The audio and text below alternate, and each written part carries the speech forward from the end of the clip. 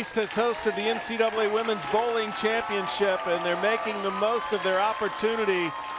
We are inside Carolier Lanes in North Brunswick, New Jersey. I'm Sam Gore along with Bowling Hall of Famer Carolyn Doran-Ballard. And this is what they're competing for tonight, the right to take that trophy back home. And we are in the 5th game of this championship match, tied at 2 games apiece midway through game 5. Calberry, the leadoff bowler for Nebraska, stepping up. Calberry with the strike.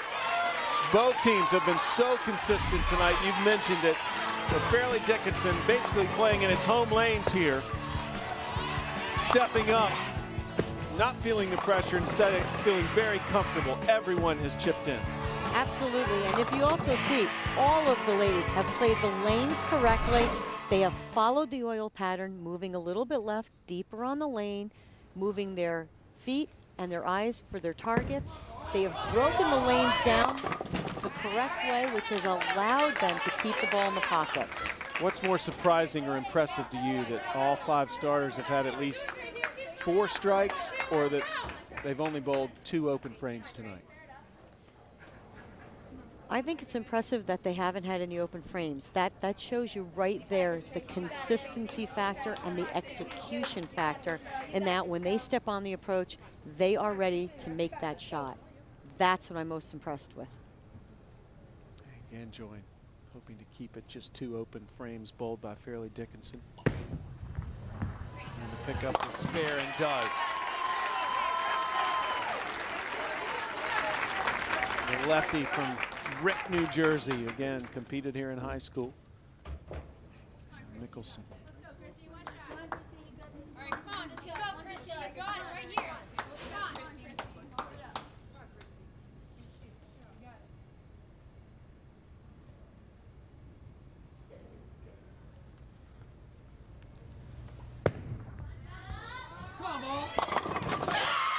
Another strike by the redshirt freshman. The star is born perhaps here for the Huskers tonight. A couple of things that I've witnessed that I think are really key, especially to collegiate bowling, and they're feeding off of each other. Great shot. Right before she stepped on the approach, what did she do? She gave that ball a swing right by her side, loosen up the arm swing, get a feel for what she wanted it to. Boom, the reaction she wanted. During the break, Tracy was stretching, keeping her body moving. These ladies know what it takes to get up there and make the best shot they can. Litteral leaves the 10-pin. Just missed out on a strike.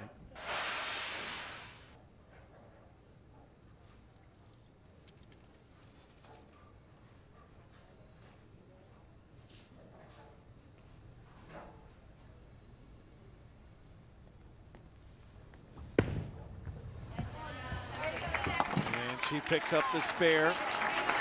Fairleigh Dickinson, though, trailing heading into the 8th frame. But by no means is this over. The winner will take a 3-2 advantage in this best-of-7 series for the NCAA championship. And every single one of our games has gone down to the 10th frame except one. So it is never open until that last ball is thrown. No David and Goliath here. These are a couple of heavyweights. Despite the size of the schools, the bowling programs, both powerhouses. And Van de Meer picks up another strike for Nebraska. 2 in a row for the Huskers. Sorry. These are the shots you need to change everything. It's a good shot, starts to come up just a little bit high, but gets the trip 4. When you start tripping the 4, blowing out the 10-pin, that's when you're going to start stringing strikes.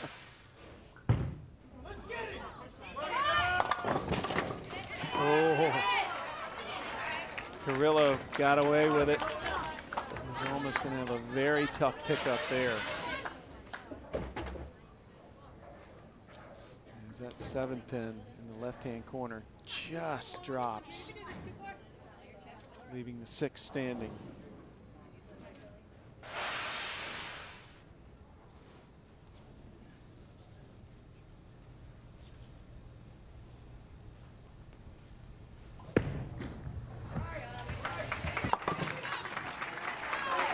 lot of spares for the Knights, but a lot of strikes for the Huskers. Doesn't take a genius to figure out who wins that. Katie Ann Sopp stepping up, trying to give Nebraska a turkey. 3 strikes in a row. She gets this one here. It basically sets up the win on the match.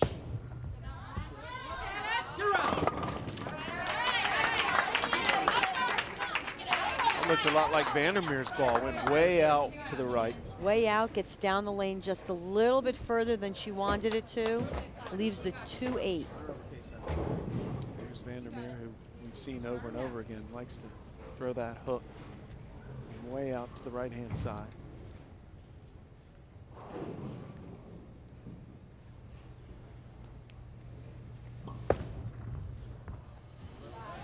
And Sopp picks up that 2-8 spare.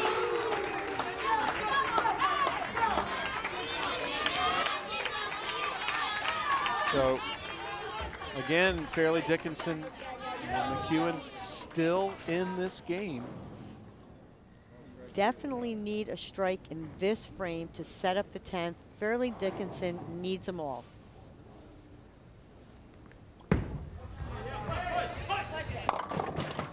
The head pin straight on. Doesn't get the strike. Goes high, leaves herself the baby split, the 3-10.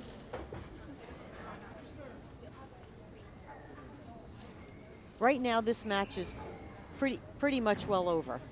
They need to either make the spare.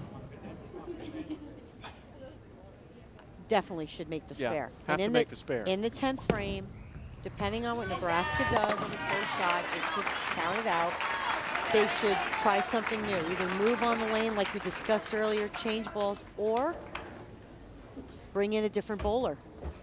See what type of reaction they have on the lane. May have to make a lineup change. Mathematically not over yet. And again, one of our games comes down to a 10th frame. It's been a great championship. Wow. Neither team's been intimidated by the moment at all.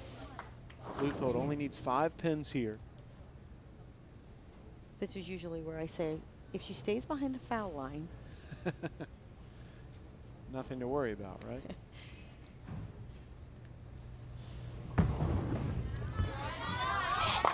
She definitely did that, gets 9, and that will give Nebraska this pivotal 5th game victory. So Nebraska is going to take a 1-game advantage, now up 3-2, 1 game away from defending its national championship. Of course, Perez will roll out, but mathematically, the Huskers eliminate Fairleigh Dickinson in Game 5 and take a 3-2 advantage in the